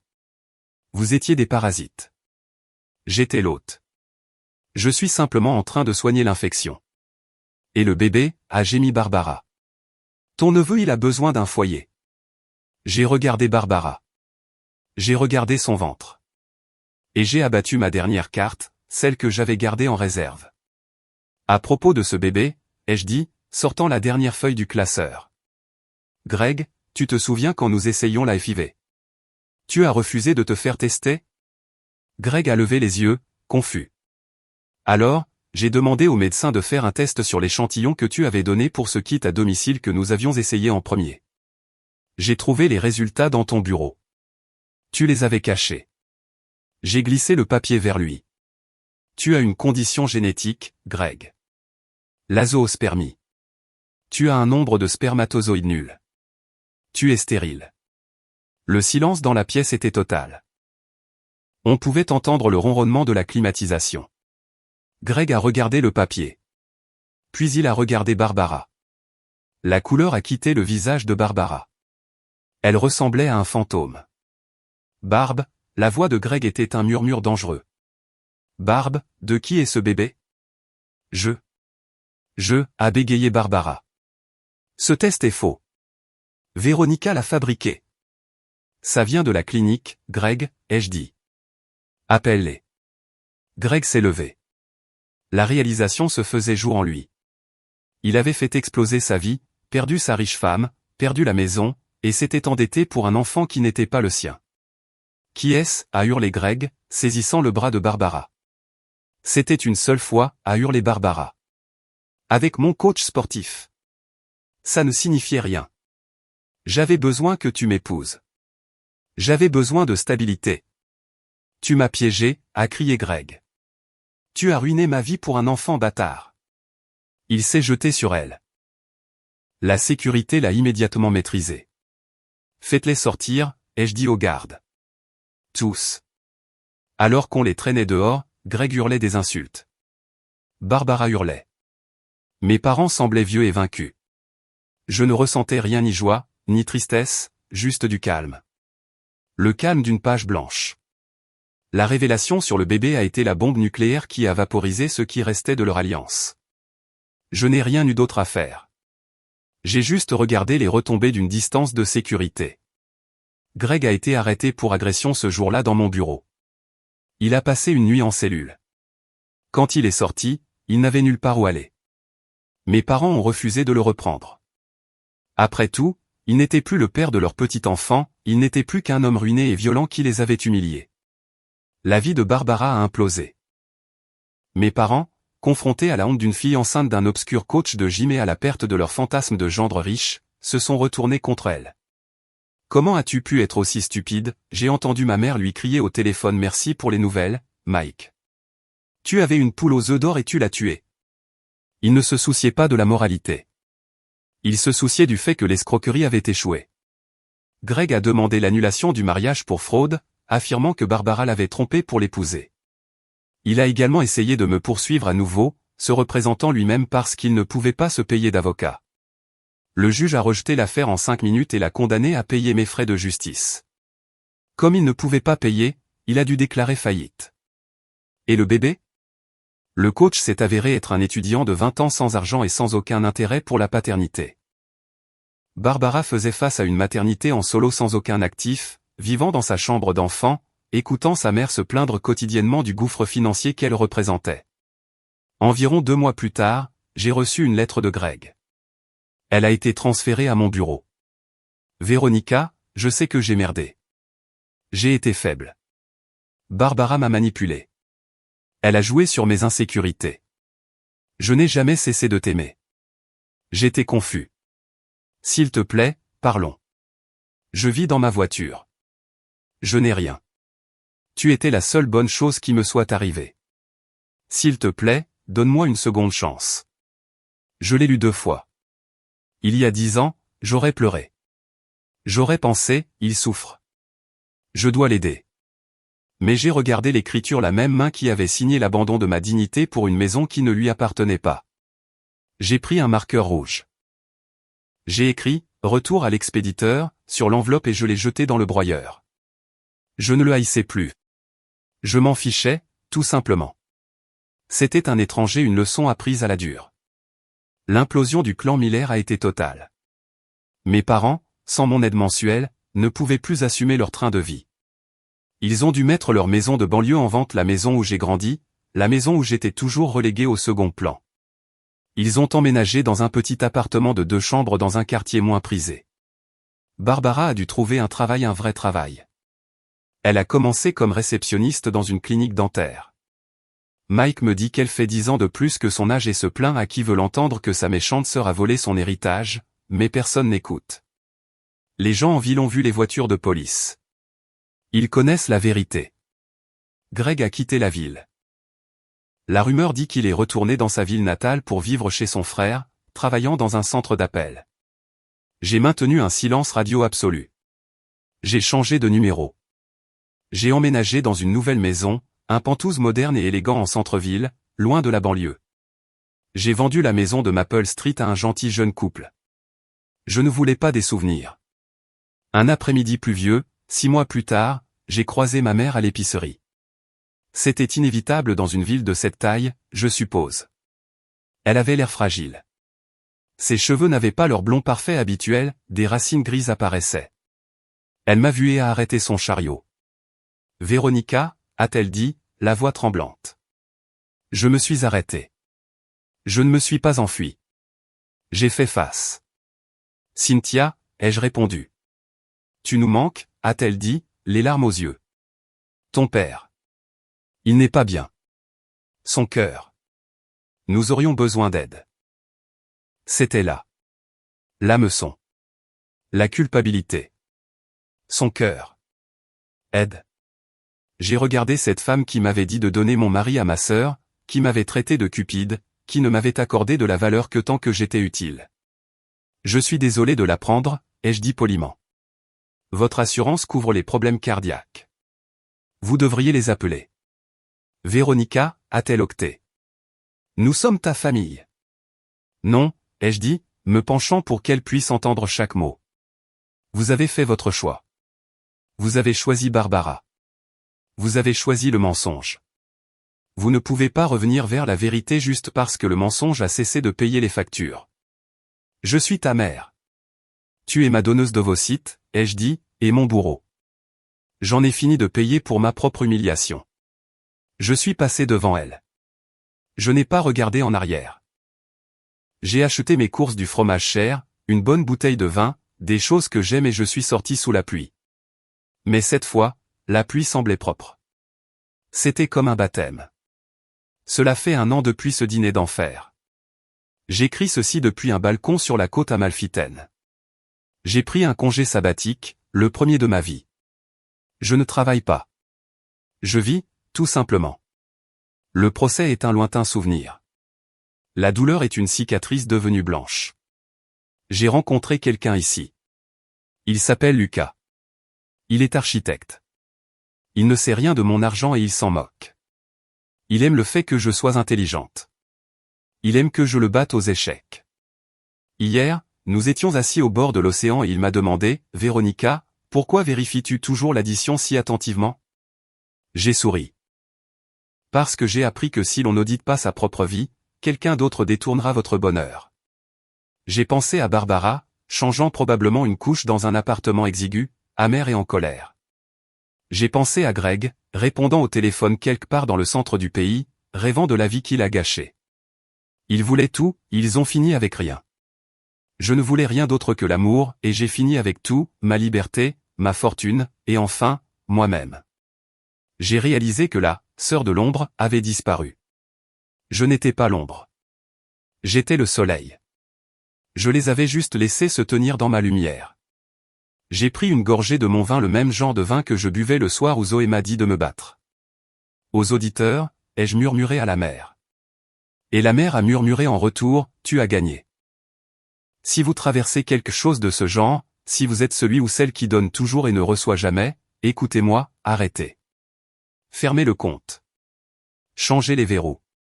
Vous valez plus que ce que vous pouvez fournir aux autres. Ne soyez pas la sœur de l'ombre. Soyez le maître de votre propre vie. Merci d'avoir écouté mon histoire. Ce n'était pas facile à raconter, mais c'était nécessaire. Si vous avez aimé me voir démanteler les personnes qui ont essayé de me démanteler, s'il vous plaît, aimez cette vidéo et abonnez-vous. Et n'oubliez pas de laisser un si vous êtes allé jusqu'au bout. Vous êtes ma vraie famille maintenant. Soyez forts et gardez les reçus. Et ainsi, alors que les vagues de la côte amalfitaine murmuraient la victoire à Véronica, nous nous rappelons une vérité puissante, l'estime de soi ne se définit pas par ce que nous donnons aux autres, mais par la ferveur avec laquelle nous protégeons notre propre lumière. Son voyage n'était pas seulement une question de récupération de ses biens ou de sa liberté, il s'agissait de redécouvrir son pouvoir, sa valeur et le courage de rester debout face à la trahison. L'histoire de Véronica nous enseigne que la résilience ne naît pas de l'évitement de la douleur, mais du fait de lui faire face et de l'utiliser comme catalyseur de croissance. Dans la vie, nous pouvons rencontrer ceux qui profitent de notre gentillesse ou la confondent avec de la faiblesse. Mais la vraie force réside dans le fait de savoir où tracer la limite, quand dire « assez » et quand donner la priorité à son propre bonheur. La transformation de Véronica, de la sœur de l'ombre à la maîtresse de sa propre vie, nous rappelle que nous ne sommes pas définis par les attentes ou les manipulations des autres. Nous sommes définis par notre capacité à nous relever, à reconstruire et à briller plus fort que jamais. Qu'avez-vous retenu de cette histoire? Partagez vos pensées ci-dessous ou écrivez simplement « Bien joué » si cette réflexion a résonné en vous. Célébrons le pouvoir qui réside en chacun de nous.